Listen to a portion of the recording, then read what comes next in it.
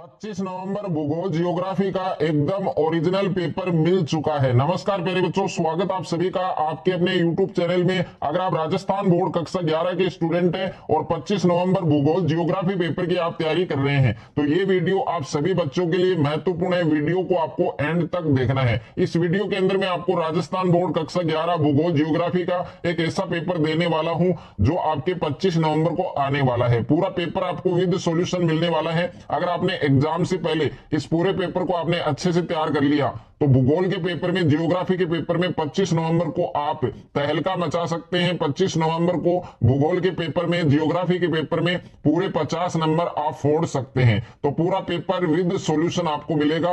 तो पेपर में सबसे पहले आप देख सकते हैं अनुक्रमांक, रोल नंबर, यहाँ पर अंकों में, यहाँ पर आपको शब्दों में लिखना है। और पेपर में जो कुल समय है, टाइम है, वो आपको 3 घंटे 15 मिनट का दिया है। 3 घंटे 15 मिनट में जियोग्राफी भूगोल का ये पूरा पेपर आपको हल करना है। पूर्णांक आप देख सकते हैं 70 नंबर का 50 नंबर का ये पेपर आपके होने वाला है। अगर आपको भी भूगोल के पेपर में, जियोग्राफी के पेपर में 25 नवंबर को पूरे 50 नंबर फोड़ने हैं, पूरे 50 नंबर अगर आपको लाने हैं तो ये पूरा पेपर आपको अच्छे से तैयार करना है। कक्षा 11वीं अर्धवार्षिक परीक्षा हाफ ईयरली एग्जाम 2025-26 का ये पेपर है। आपके भूगोल का पेपर है, जियोग्राफी का पेपर है। पेपर का कोड आप देख सकते हैं 1111, ये आपके भूगोल के पेपर का कोड है। और भूगोल के पेपर का सीरियल नंबर आप देख सकते हैं 169601, ये आपके भूगोल के पेपर का सीरियल नंबर है, इनको याद कर सकते हैं आप।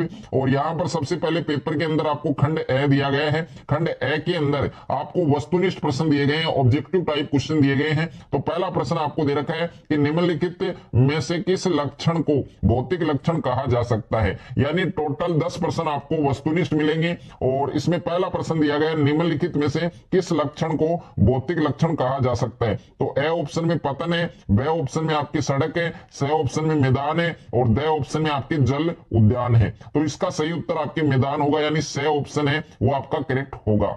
उसके बाद में दूसरा प्रश्न आपको दे रखा है, यहाँ पर प्रश्न संख्या 2 है आपके, भारत के साथ सबसे लंबी सीमा है वो किस देश की लगती है। तो भारत के साथ सबसे लंबी सीमा है वो कौन से देश की लगती है, बांग्लादेश। तो इसका सही उत्तर क्या होगा, आपके द ऑप्शन होगा। और तीसरा प्रश्न है आपके, मृदा निर्माण में निम्न में से कौन सा महत्वपूर्ण सक्रिय कारक है। तो प्रश्न संख्या 3 के अंदर आपको पूछा है कि मृदा निर्माण में निम्न में से कौन सा महत्वपूर्ण सक्रिय कारक है। तो 3 नंबर के अंदर आपका बे ऑप्शन करेक्ट होगा, जलवायु।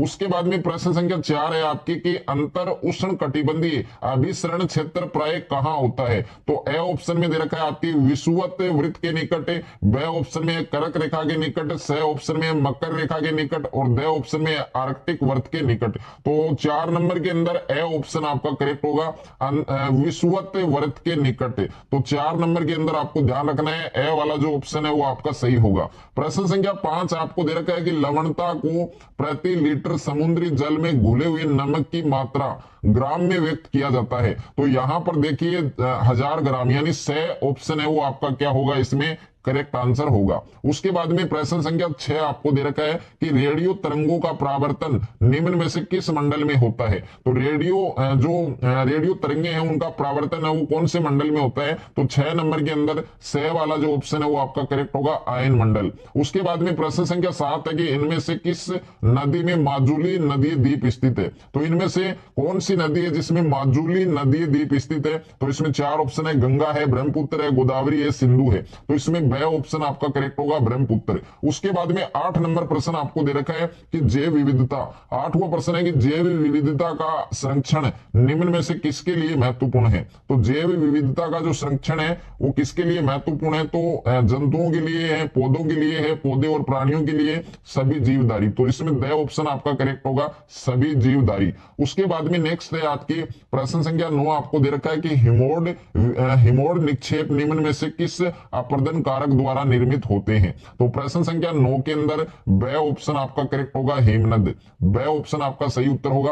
और 10वां प्रश्न है आपके, डोडा बेटा चोटी निम्नलिखित में से कौन सी पहाड़ी श्रृंखला में स्थित है। तो ए ऑप्शन इसका करेक्ट होगा, नीलगिरी। ये आपको याद रखना है। उसके बाद में रिक्त स्थानों की आपको पूर्ति करनी है। तो प्रश्न संख्या 11 है कि सौर विकिरण की परावर्तित जो मात्रा है उसको क्या कहते हैं, एल बेडो।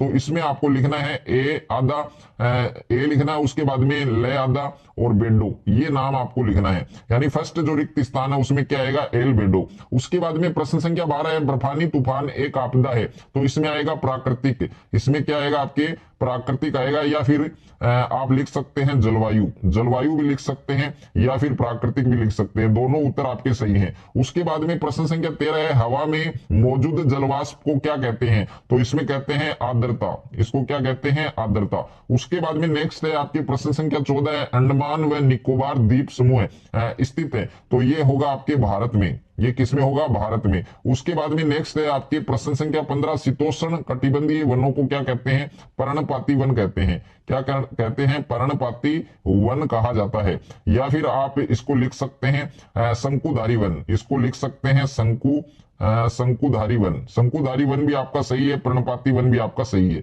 उसके बाद में प्रश्न संख्या 16 आपको दे रखा है कि वायुदाब को मापने की जो इकाई है वो क्या है, तो वायुदाब को मापने की इकाई का नाम क्या है आपके, एमबी, या जिसको मिलीबार कहा जाता है। और नेक्स्ट है आपके प्रश्न संख्या 17 आपको दे रखा है कि कोर भारी पदार्थ मुख्यतः निकल व से बना है, तो इसमें आएगा आपके लोहा, यानी लोहे से बना है, निकल व लोहे से। प्रश्न संख्या 18 है, जर्मन मौसमविद अल्फ्रेड वेगनर ने सिद्धांत 1912 में प्रस्तावित किया, तो कौन सा सिद्धांत था, महाद्वीपीय विस्थापन। तो इसमें आपको लिखना है महाद्वीपीय विस्थापन सिद्धांत, विस्थापन सिद्धांत। ये कब दिया था, 1912 में प्रस्तावित किया था। उसके बाद में देखिए खंड ब आपको दे रखा है, और खंड ब के अंदर प्रश्न संख्या 19 है आपकी कि भूगोल के अध्ययन के दो उपागम कौन कौन से हैं, तो एक तो क्रमबद्ध होगा और दूसरा होगा प्रादेशिक। उसके बाद में प्रश्न संख्या 20 है, भारत की सबसे लंबी नदी का नाम, तो भारत की सबसे लंबी नदी है आपके गंगा, कौन सी है भाई, गंगा, ये आपको याद रखना है। प्रश्न संख्या 21 है, विश्व में उच्चतम लवणता है वो कहां पाई जाती है, मर्त सागर वोन झील, मर्त सागर व वोन झील। और प्रश्न संख्या 22 है, ओजोन परत की सबसे महत्वपूर्ण उपयोगिता क्या है, सूर्य से आने वाली पेरा बैंगनी विकिरणों से क्या करती है, हमारी सुरक्षा करती है। और प्रश्न संख्या 23 है, संकट किस दशा में आपदा बन जाता है। प्रश्न संख्या 24 है, अपक्षय व अपर्दन में आपको मुख्य अंतर है, डिफरेंस है, वो आपको बताना है। प्रश्न संख्या 25 है, आपके सामाजिक वानिकी से आप क्या समझते हैं। प्रश्न संख्या 26 है, Nehru trophy snake boat race का आयोजन है वो किस राज्य में किया जाता है, तो प्रश्न संख्या 26 का जो उत्तर है वो केरल होगा। 27वां प्रश्न है, विभेदन प्रक्रिया से आप क्या समझते हैं। प्रश्न संख्या 28 है, भूगोल की मुख्य शाखाओं के नाम आपको बताने हैं, तो एक तो भौतिक भूगोल है और दूसरा मानव भूगोल, तो दो शाखाओं के नाम लिखने थे, एक तो भौतिक भूगोल होगा और दूसरा मानव भूगोल होगा। उसके बाद में नेक्स्ट है प्रश्न संख्या 29 आपको दे रखा है, समुद्र व स्थल समीर को संक्षेप में समझाइए। प्रश्न संख्या 30 है, सुनामी से आप क्या समझते हैं। प्रश्न संख्या 31 है, मानसूनी वर्षा की 3 विशेषताएं लिखिए। सारे प्रश्न आपको अच्छे से तैयार करने हैं। प्रश्न संख्या 32 है, प्राकृतिक आपदाएं किसे कहते हैं, किन्हीं 2 प्राकृतिक आपदाओं के नाम आपको बताने हैं। और प्रश्न संख्या 33 है, भूमंडलीय तापन से आप क्या समझते हैं। और प्रश्न संख्या 34 है, भारत में वनों का जो संरक्षण है वो क्यों आवश्यक है, तो भारत है उसमें वन है उनका संरक्षण क्यों आवश्यक है, ये आपको बताना है। और उसके बाद में नेक्स्ट है आपकी प्रश्न संख्या 35 है, बाढ़ आने के प्रमुख कारण कौन कौन से हैं, तो बाढ़ आने के जो प्रमुख कारण है वो कौन कौन से हैं उनके बारे में आपको बताना है। और प्रश्न संख्या 36 आपको दे रखा है कि ज्वार भाटा के महत्व को समझाइए, तो इसमें आपको क्या बताना है, ज्वार भाटा के महत्व को आपको समझाना है। और प्रश्न संख्या 37 है कि हिमालय व भारत के उत्तर पूर्वी क्षेत्र में अधिक भूकंप क्यों आते हैं, तो हिमालय और भारत के जो उत्तर पूर्वी जो क्षेत्र है उनमें ज्यादा भूकंप क्यों आते हैं वो आपको समझाना है। और प्रश्न संख्या 38 आपको दे रखा है कि पृथ्वी की आंतरिक संरचना को संक्षेप में वर्णन कीजिए। और 39 है, उपसौर और अपसौर में क्या अंतर है। 40वां प्रश्न है, भारत को किन किन भू आकृतियों भागों में बांटा गया है उनके नाम बताने हैं। और उसके बाद में पार्ट सी है आपके खंड से दे रखा है। प्रश्न संख्या 41 है, भारत की जलवायु को प्रभावित करने वाले कारकों को समझाइए। प्रश्न संख्या 42 है, भारतीय वनों को कितने भागों में बांटा गया है उनके नाम लिखते हुए सदाबहार वनों की आपको विशेषता बतानी है। प्रश्न संख्या 43 है, सिंधु नदी तंत्र का आपको वर्णन करना है। और 44 वाला प्रश्न है, तो प्रश्न संख्या 45 है, निम्नलिखित को विश्व के रूपरेखा मानचित्र में दर्शाना है। तो यूरेशियाई प्लेट है और कैरेबियन प्लेट है और अरेबियन प्लेट है, नाजका प्लेट है और मेडागास्कर है, इंडोनेशिया है। तो इन सभी को आपको मानचित्र में दर्शाना है। और दूसरा प्रश्न है, निम्नलिखित को भारत के रूपरेखा मानचित्र में प्रदर्शित कीजिए। उत्तर प्रदेश है, सिक्किम है, भारतीय मरुस्थल है, लक्षद्वीप है, लद्दाख है, जयपुर है। तो इन सभी स्थानों को आपको भारत के रेखा मानचित्र में प्रदर्शित करना है, दर्शाना है। तो ये पूरा पेपर जियोग्राफी का, भूगोल का, जो आपके 25 नवंबर को होने वाला है, पूरा पेपर मैंने इस वीडियो के अंदर आपको बताया है। पूरा पेपर आपको अच्छे से तैयार करना है।